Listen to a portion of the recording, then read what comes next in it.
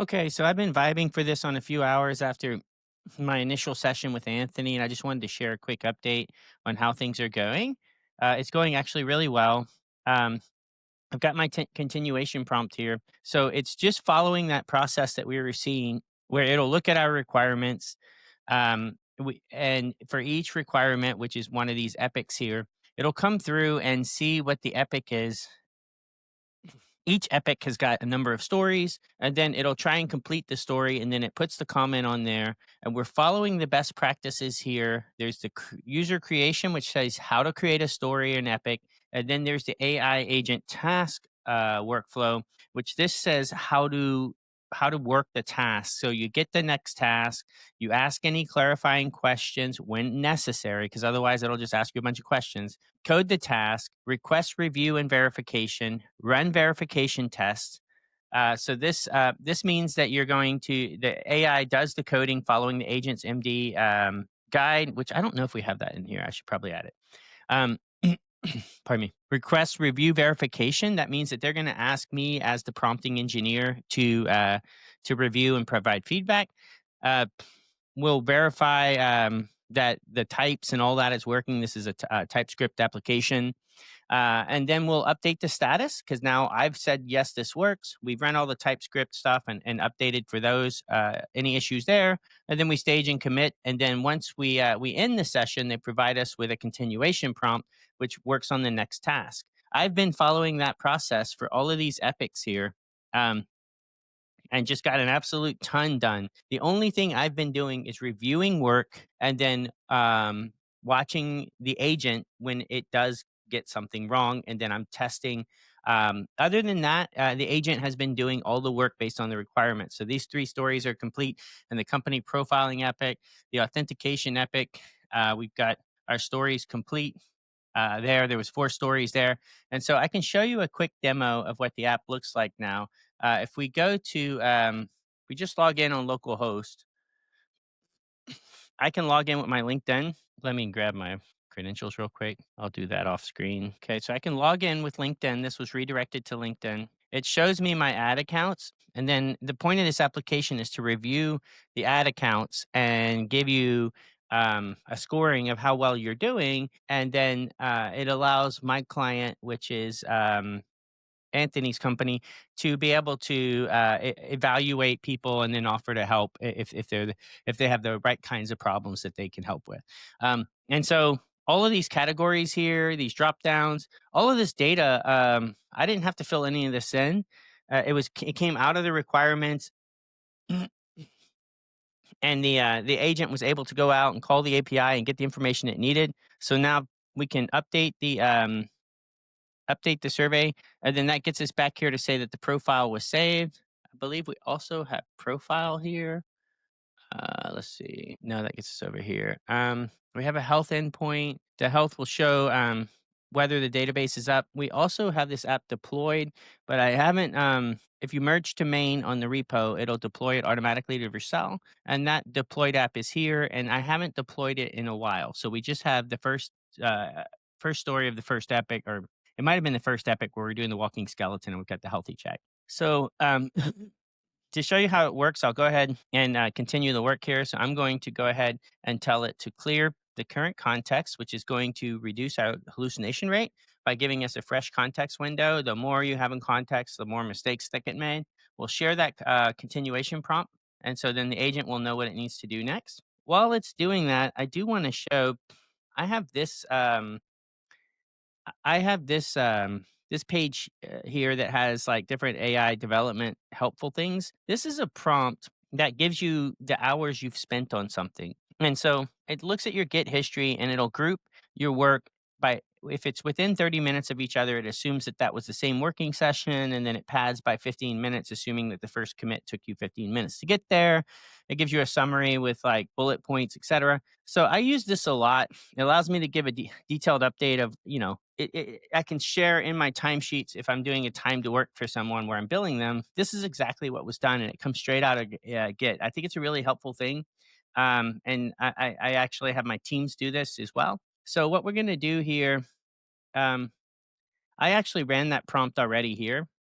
Uh, use the prompt below to calculate the time spent on this project from start, which I believe was yesterday. So that was yesterday I did this, and I attempted to record this session yesterday, but the audio went out. So as of yesterday, um, we had 5 hours, uh, 5 hours of work spent across seven working sessions over 2 days. So all of the work you've seen so far, from here's the requirements to we've got a deployed application and we've got a good bit of the requirements completed, has taken 5 hours to get done. And while I was talking to you about that, the agent is just working over here and it's got some new code for us.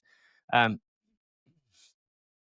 so it's doing the audit app. Let's see what feature is it working on. It is create audit processing page. Okay, so it's creating a new page. Let's see how this does. And since I've started this, Anthony had gone in and updated the secret sauce of this app is not connecting to LinkedIn and looking at people's stuff as far as their ads and all that. The secret sauce is Anthony's in-depth knowledge about um, how to market on LinkedIn using their ads, and just how to position yourself. And he uses that for his own agency.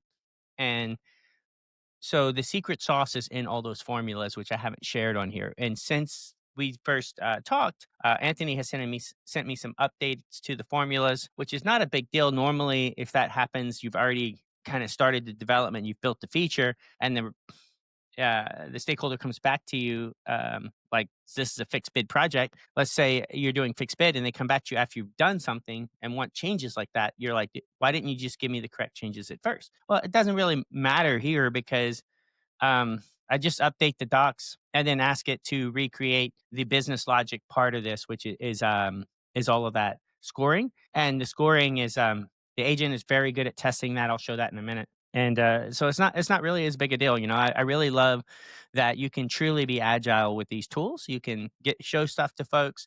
They give you some feedback, and you're like, oh yeah, I can change that page however you want. Whereas historically, it's always like, oh, that's gonna take us a couple of days or whatever, and you have to say no a lot. Whereas once you start doing the AI accelerated development, it's really satisfying because you get to say yes to a lot of things that previously you would have said no to, or said like, yeah, that's gonna be cost prohibitive, or you tell them how much it's gonna cost and they tell you that. So it's just a whole different world, whole different flow. Okay, so while it's doing that, I'm gonna show you how my flow works a lot with bugs and change requests and stuff like that. So here's my conversation with Anthony. The agent had said that there was a number of open questions on requirements. He had said that, oh, those requirements were kind of in two different places. Here is the really dialed down requirements, is essentially what this says. So what I can do is just copy this Slack conversation here. And while my agent is doing the dev work, I'm going to come over from my dev to my PO and just let it know using Whisperflow.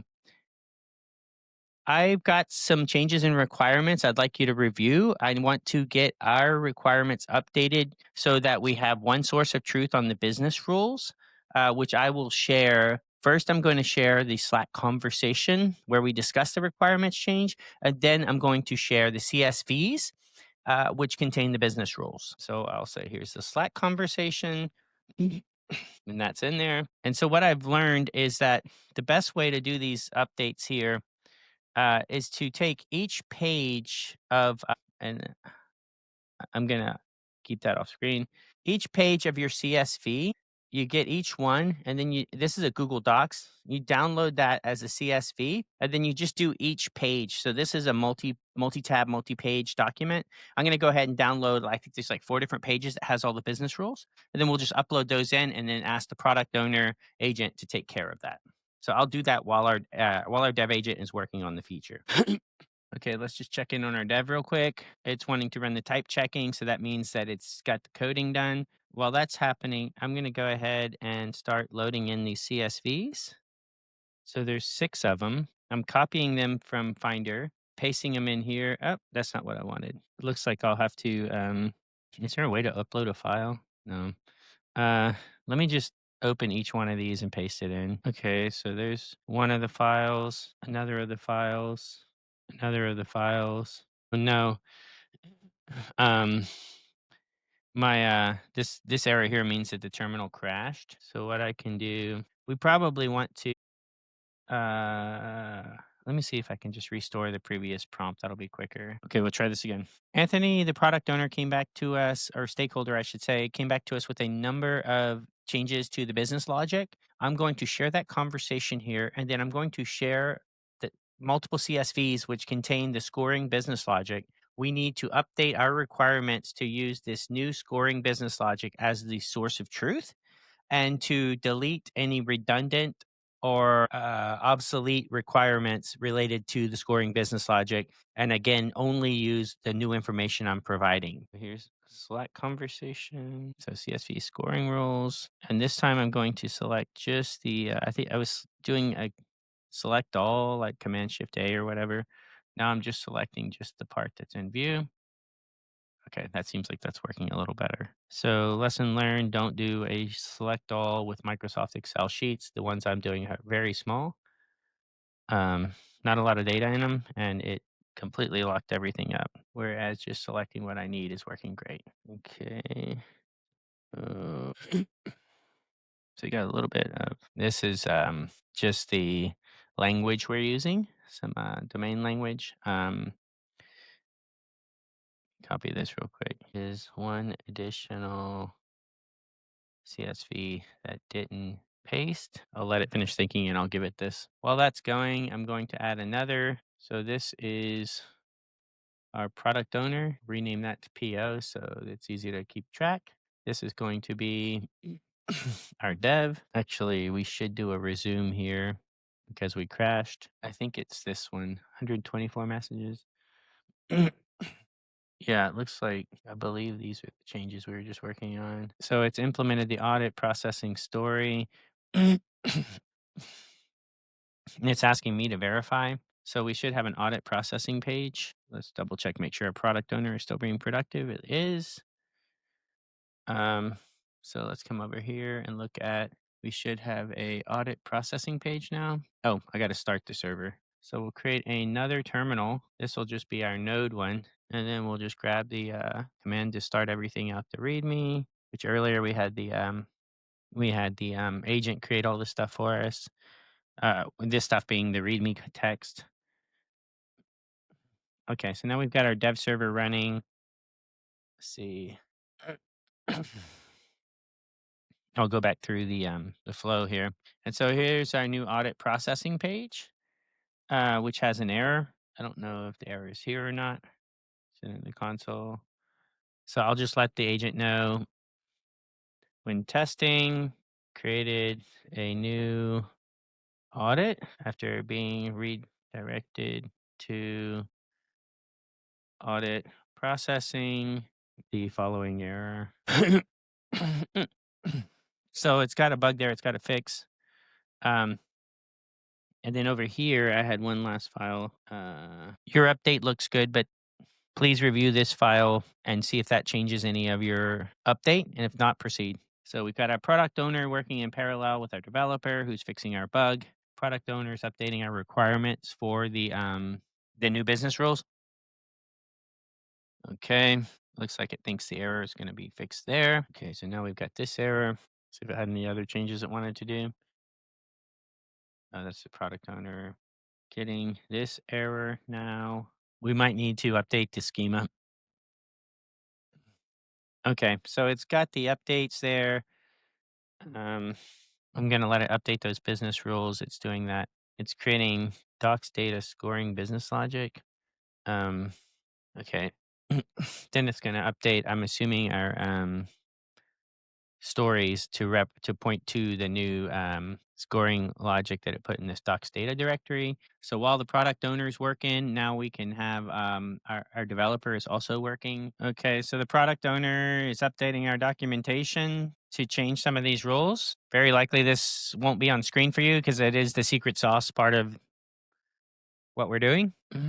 We'll check on our developer. Still thinking. So at this point, I could get if it keeps getting stuck, I'll ask the agent to test using Puppeteer MCP, which is a recent thing I've been doing. There might be a better MCP for this, but this has been working pretty good. And what it does is it allows the agent to run the browser and see the network tab and see. It might actually just be using console log. I don't know if it can actually see the network tab, but it's able to run and debug pretty good using it. So our dev had an update. Requirements have an update over here on the PO side, another update on the dev side. And so you might be wondering, like, why am I going through this so fast without reviewing stuff? Because to me, until something's working, I don't want to look at code and I don't want to review it. So what I'm trying to do is just look at what they're trying to do and see if what they're trying to do makes sense. Then if it makes sense, it's just like you're managing a developer. They say, I want to try this. Okay, go try it. I'm not looking over their shoulder while they're typing code and correcting every little mistake they make. Just let them get to a point where they come back to me and say, hey, this is working now. Can you test it and review it? And then if I test it and it works, then I'll look at the code. That's kind of been my approach. Otherwise, you don't get as much ROI. Okay, it thinks it's got it. It wants to run the type checking, but let's just, okay. So I'm going to let it know that I just refreshed the audit processing page. To test this, I just refreshed the audit processing page. I'm not sure if that's the correct steps or if I have to go through the whole providing of my profile and add information again, or if I can just refresh that page. But when refreshing that page, I'm getting this error, and I pasted the error. You can't see, because I don't like that feature in Claude. You can't see the full text when you say no. But you can see it here. See, I pasted the error here. Now we have real error. LinkedIn API has changed and no longer recognizes account field in the search query, the API version. Okay, so it's doing work that I would not want to do, which is just iterating with the LinkedIn API and figuring out like just the right way to call it. This is the kind of stuff that I think AI is great for, because I mean, who really wants to do that kind of work, you know? So let's go back to our product owner. I accidentally added another terminal, which I'm going to kill. Um, the product owner is still working on updating our requirements. And think we've already implemented the, so in the lib here, audit, this data fetcher, if you look at the interface, I thought we could look at the interface and see it. Create fetch error, fetch audit data, and oh, that's just getting the data. Oh, here's scoring. Sorry, I'm looking at the wrong thing. So in scoring, I like the way it's organizing this with the index files. So um, I think they call those barrel files. You can come in and just kind of see what it's created. So score account, score campaign, score audience, all these functions have already been written. And so we'll just get it to update those.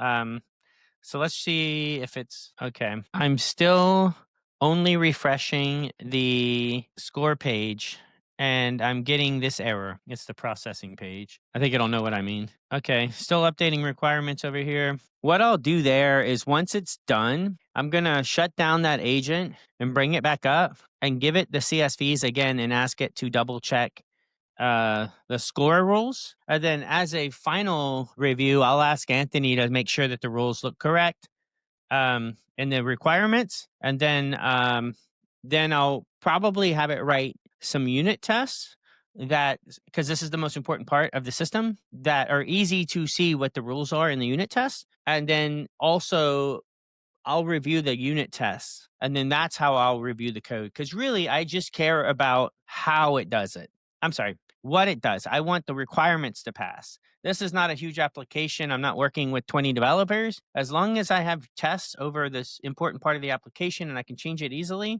then as long as the tests are passing and the code works right, I don't really care about how it's structured at this point. All right. I've updated the query to use sponsored account. Okay. Go to account, select the account. Okay, so it's telling me not to just refresh the page. Essentially, stop being lazy. So let's go back. Is it accounts? Okay. So I'm going to use the Vice ad account. Everything's already selected. Okay. When following your recommended steps, this is the error I'm getting. Okay. The product owner says it's got everything updated in this scoring business logic MD. What I'm going to do is I'm going to go ahead, and I should have done this in the beginning, honestly. I'm going to make my life a little easier. In the data, I'm going to add a folder called rules, scoring, rules, CSVs from Anthony. Just be super verbose on the name. Then I'm going to, this would have probably been a better way to do it from the start. But, all these things are so quick, and you can just move fast and break stuff like Zuckerberg was saying. So I just went ahead and added all those things in there. So what I'm going to do is I'm going to shut down my current product owner. It's like firing a temp employee and then getting a new one in that chair. So I'm going to tell this guy or gal here, I want you to compare the CSVs that define our scoring rules from Anthony in this folder to the requirements that we created in this document. So that's the document that we created. And for those of you who are as lazy as I am, this is a trick I like to do. I want you to give me a report that shows for each rule the evidence that we have the correct rule from the CSV file. I want you to show me where it was read from, that you have confirmed that it's correct, and show me the scoring business logic.md version and the CSV version. So what I'm doing is I'm not just telling it to review the business rules. I'm saying create me a report of your work, just like you might do with a real engineer or product owner. Say review that and show me, convince me, right? So we're just going to be lazy and have it do some extra work for us. So I'll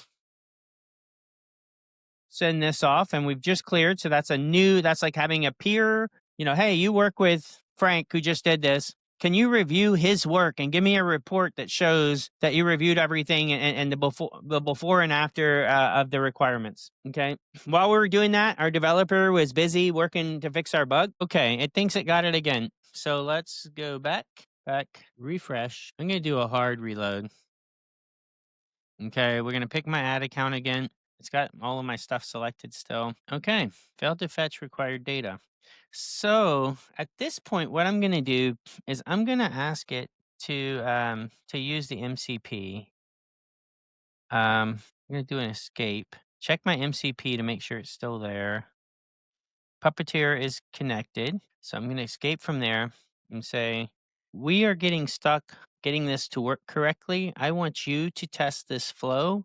If you need to log in, ask me to do the login and I can take care of that part. But I want you to do the rest, and I want you to do your Puppeteer session in a way that you can see the network tab and the other information you need to see to be able to debug this. Also, let me know if Puppeteer is the best MCP for this, or if there's another MCP that gives you more information out of the browser. Here is the error I'm seeing when I test by selecting the account and rerunning the analysis of the audit and seeing the results. Okay, so I'm going to ask it. Puppeteer has been working pretty good. Maybe there's another one. And I think constantly just checking with it and saying, hey, is there a better way to do this is not a bad idea. It helps you constantly evolve and improve your game. Okay, so we've got some discrepancies here. Okay, please update the rules. It found a few issues based on your findings. So we can keep having coworkers review this until we get someone say, this looks perfect, right?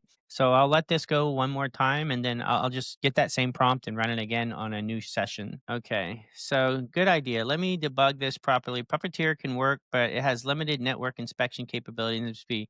Let me try a combined approach. First, I'll add some debug logging to the LinkedIn client. Hold on a second. I'm going to escape out of this. Is there a better MCP that I could use that would allow you to see the network tab? I'm sure there is. What's the best option? So we're going to go off the ranch and just try something completely new here. So it's back to our product owner. It's updating our requirements. Okay. For full network visibility, Playwright MCP has built-in network intercepts, browser-based, cloud-based that provides session recordings, Chrome Dev Tools. My recommendation is Playwright. Currently, I only use official MCPs because there's some security is not really nailed down on MCPs. But if you're coming from a big official company, you can trust them more than if you're just some random developer on the internet. So my recommendation, only use official MCP. So I use the official Atlassian MCP for Jira. I use the official linear MCP. So I'm just to double check and make sure this is an official Playwright. I want to confirm that the Playwright MCP is the official Playwright MCP and not by some random developer. And then if you could give me instructions for how to install it. Okay. So Claude is looking for the official MCP. Okay, so it's done the update and the product owner. Let me see. Here's the beginning of our session. No, I can't see that prompt. I don't know if there's an easy way to do that or not. I'll just retype it or revoice it. Okay, here's the Playwright MCP faster. However, you're looking at Playwright MCP, it focuses on, okay, it may not give us direct network tab apps. Faster alternative. Let me just add debugging logic to the server code. You'll see all the, okay, so it's saying it's not sure the Playwright MCP does what we need it to do. So we won't get too far off the tracks. We'll go ahead and let it use Playwright. I'm sorry, Puppeteer with the debug logging. Let's do your recommended approach and use Puppeteer. I want you to review the rules in the CSV files in the scoring rules CSVs from Anthony folder and compare them to the requirements in the scoring business logic.md document that we created, and make sure that the scoring business logic.md has accurate rules. Note that the scoring rules CSV from Anthony folder should be considered the source of truth. So we're going to let this run one more time, and we'll just keep doing that until it gets it right. Now we're back over here. It's going to update our code to add logging, and then it's going to try testing using Puppeteer. While that's happening, I'm going to ask another Claude in the browser, are there any official MCPs that are made by well-known companies that allow for agents like Claude Code to be able to run your web apps locally and see the network tabs and the other things that a developer would use to debug if they were debugging the app locally? Please let me know what the best option is that is an official MCP by a well-known company. Okay. The dev server is running. Okay. So our product owner is finding some more issues, it looks like. Okay. So now Puppeteer and our dev is launching our app in Puppeteer. So over here, Puppeteer is running. I told it that I would handle the logging in, which I will. I'll go ahead and get my credentials. Okay, I'll let it know that I've logged in. I logged in. Can you continue testing? Okay. So our product owner has got some changes for us. Let's go ahead and accept those. And I'm going to do a split screen now and let Puppeteer. So Puppeteer is testing over here. See what our product owner is up to. It's got some more changes. So we let the product owner make its changes. We're going to let Puppeteer continue to try to test. Product owner has more changes. Puppeteer is still trying to test. So now product owner's got more changes. Make that smaller so I can see the whole screen. Puppeteer is attempting to test some more in the dev. More requirements updates. Okay, it's selected our ad campaign in the dev. Another update from the product. Dev is getting a screenshot. I probably should have just done some of these steps for it to go a little faster, but I just want to make sure that it can see everything it needs to see along the way. That's why I try to test it first, and then let it do it after if it gets stuck, because it's very slow when it does it. But I find it can be quicker than trying to copy everything out the network tab, and sometimes you're redirecting to like your auth or something or LinkedIn and back, and so the network tab isn't even there that long, so you need to capture the logs, and uh, sometimes it can be more efficient. Okay, so we have the product owner has done another update. Let's commit the product changes and not the source code, just the product changes. And by product changes, I mean changes in the docs folder that relate to our requirements. Let's go ahead and commit, and then we'll run it again. So Puppeteer is, I'm just going to hit update because it's having a hard time scrolling, it looks like. And I'll let it know what I did. I hit the update button, and now the error is displayed on the screen. Can you see the logs you need to see? Okay, the product owner is done. So we're going to run it again. And now we have a commit, so we can start comparing. If it keeps finding differences, then we'll need to jump in there and do it manually. Okay. And this time I'm going to be lazy.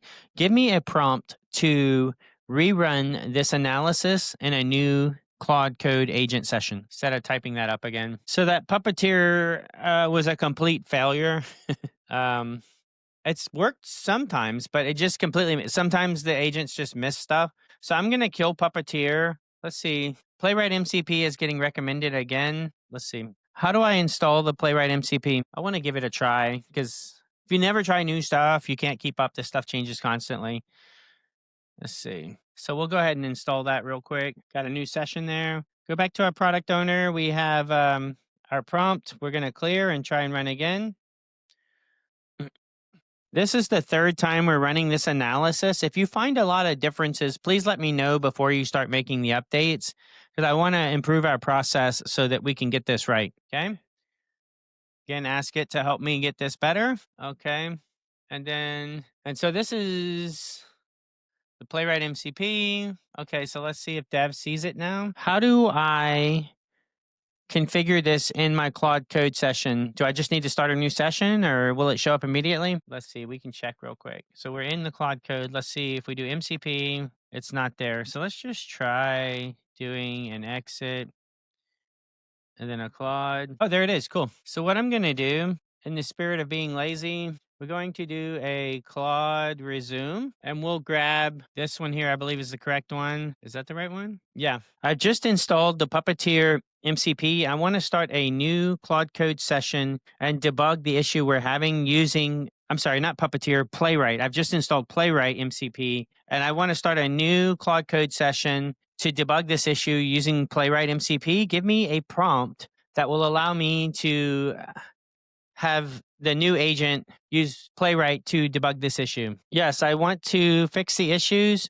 but can we leave some kind of audit of our work in the directory, in the docs/plans directory, so that we can improve as we go and know that we're getting to a good result? You can reference our best practices on creating user stories if needed. Okay.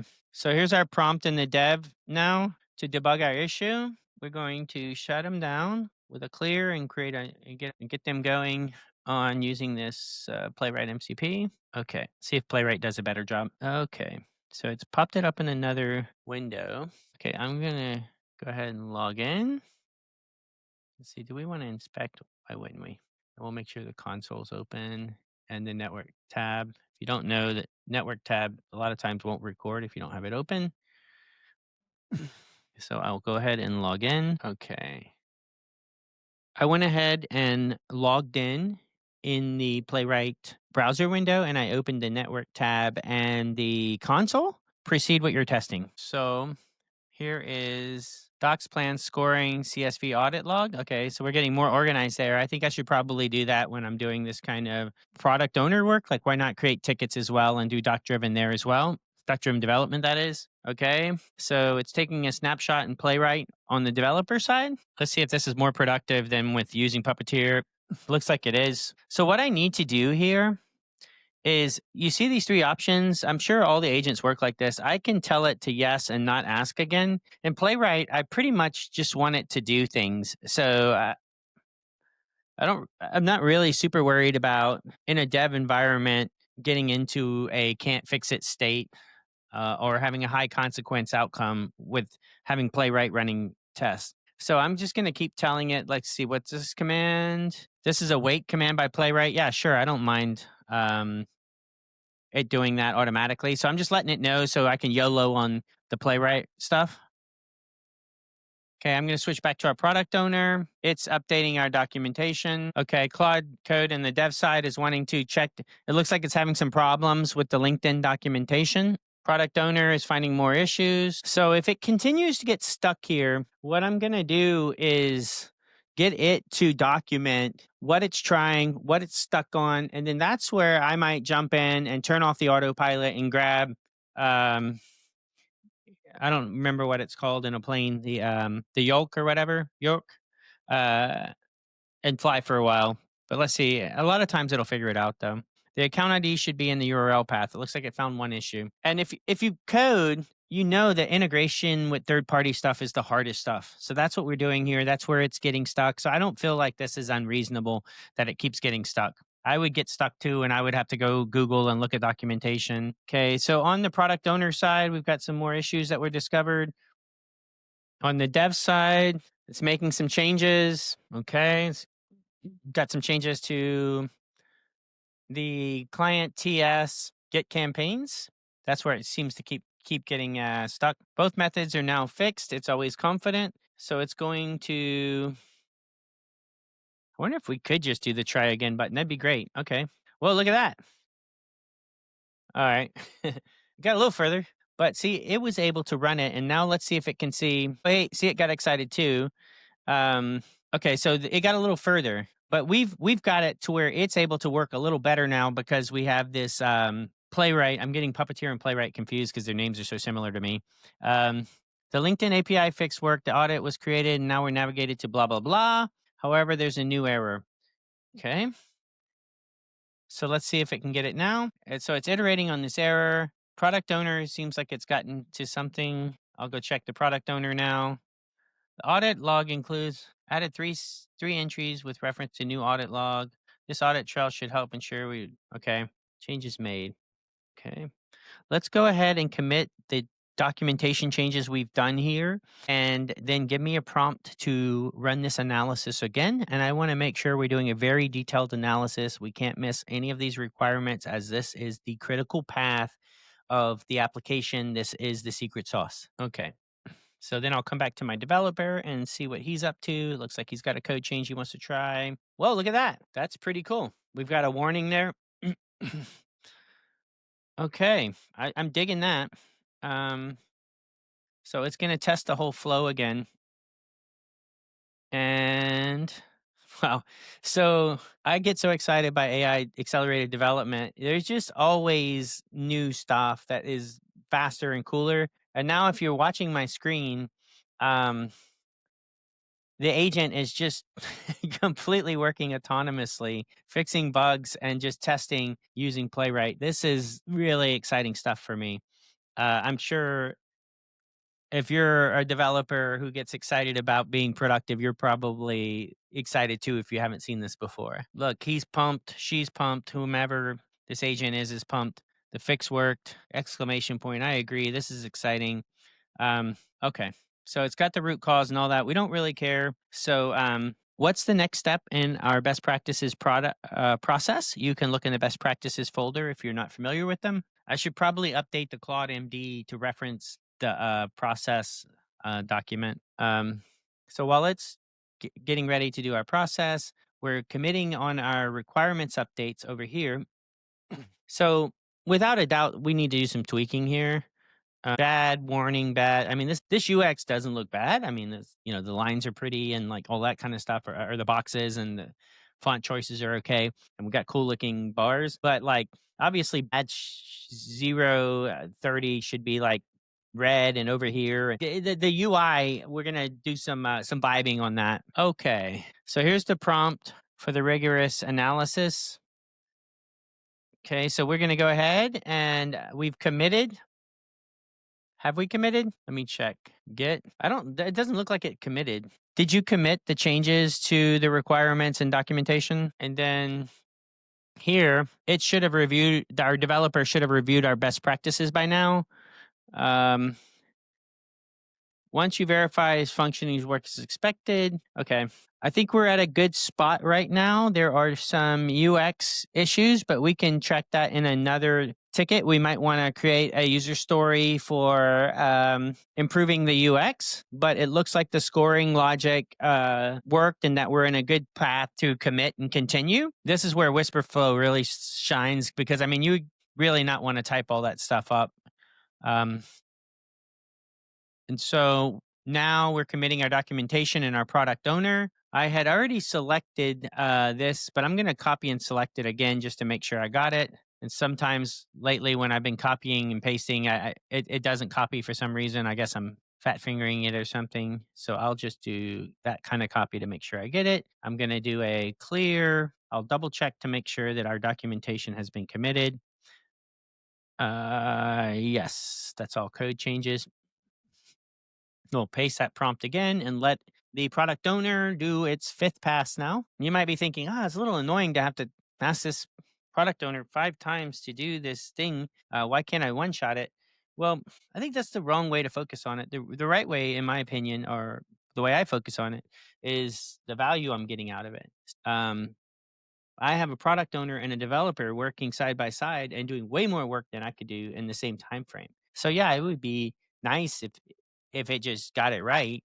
If these tools get everything right, at some point we don't have anything to do anymore. So I don't feel bad about it at all. So we're back on the developer side and we're going to let it's running the type check. Product owner is running It's fifth pass. Let's go ahead and commit and then run the test. The dev was asking me if we should run the test. We have a lot of changes in there and it's working ish. So I don't want to get into a not working state trying to fix tests and then lose all our work because that was a pretty decent work session there. That's something you really should be thinking about with this AI accelerated development is that at any moment you could get stuck.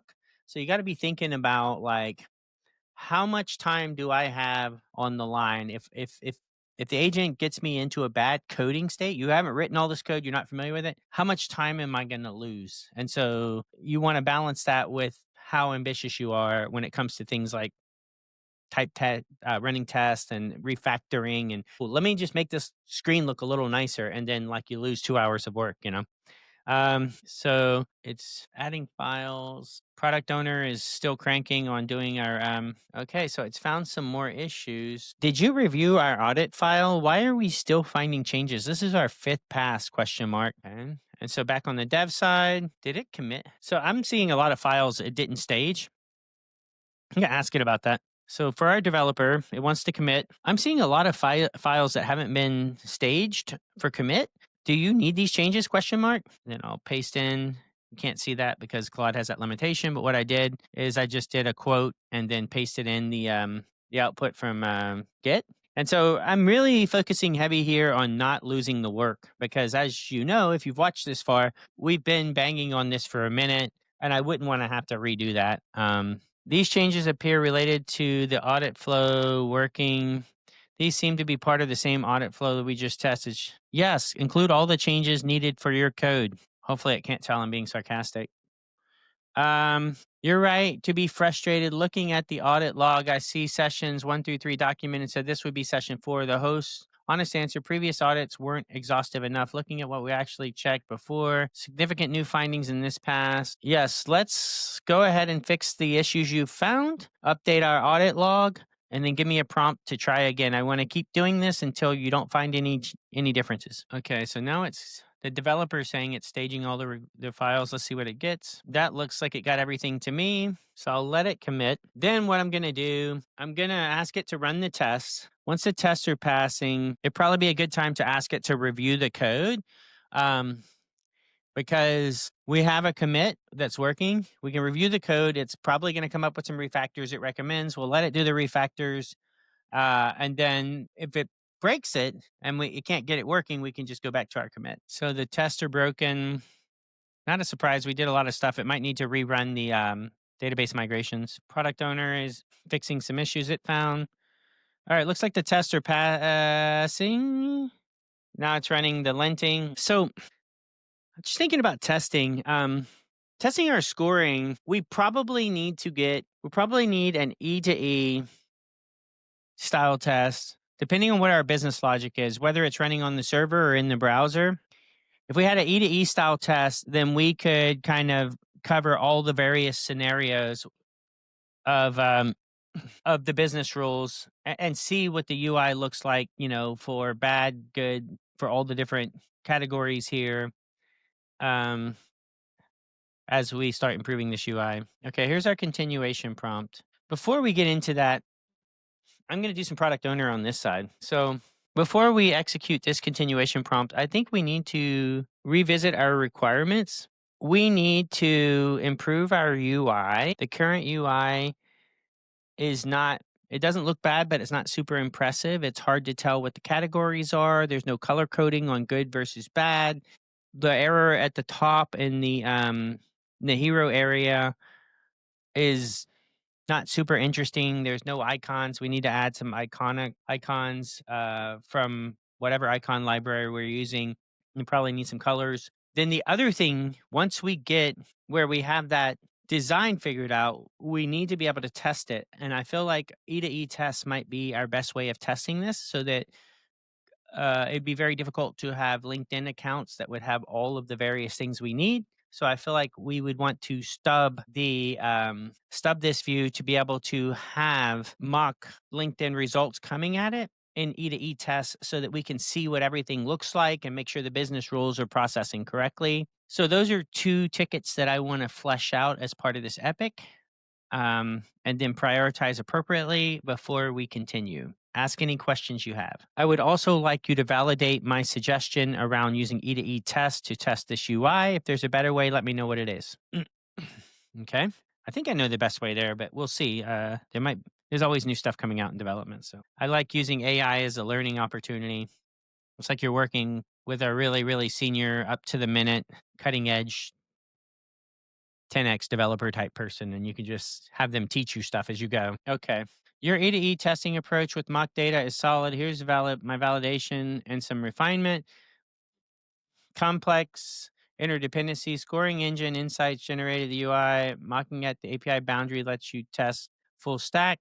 Playwright has native API mocking, can intercept API calls and return fixtures, predictable scenarios, alternative approaches, unit tests, E2E with mocks, full UI flow. A unit test would catch scoring logic bugs in seconds versus minutes. E2E. Question for you: for E2E mocking strategy, do you want to mock with LinkedIn at the LinkedIn API level, intercept calls for the full client code? Mocking at the internal API level, I think we should do B, the internal API level. We don't really we might need one test for the full thing where we just mock out LinkedIn, and then we can have like a happy path test through the whole thing as an integration test. Then we could have an E2E test where we're just mocking API calls to make sure that the logic is being displayed correctly. Then we probably additionally, in my opinion, would want to have unit tests over all of the functions that are doing the secret sauce calculations. Um, and the scoring, and those run really fast. And this is all testing pyramid concepts. If you're not familiar with that, I would encourage you to Google testing pyramid and watch some videos or read some articles. So let me go ahead and let my agent know that. I think for now, we would just want to mock at the API level. Over the long haul, we would probably want one integration test that would mock LinkedIn and go through the entire flow. Then that would be like a happy path type test. Then we would want to have E2E tests that are using API mocking for complex UIs like the audit UI that we're currently talking about. And then we probably want unit tests to exercise all of the business logic, especially around our scoring, because it's a differentiator in our app. Let's go ahead and capture these requirements. But as part of this epic, we would mostly be focused on the UX test, the E2E UX test for the current audit view, as well the business logic test for the rules. We can do that. If that's part of this epic, that's fine. We can add it here. But if there's a separate epic for the business logic rules, which I think there is, let's add it there.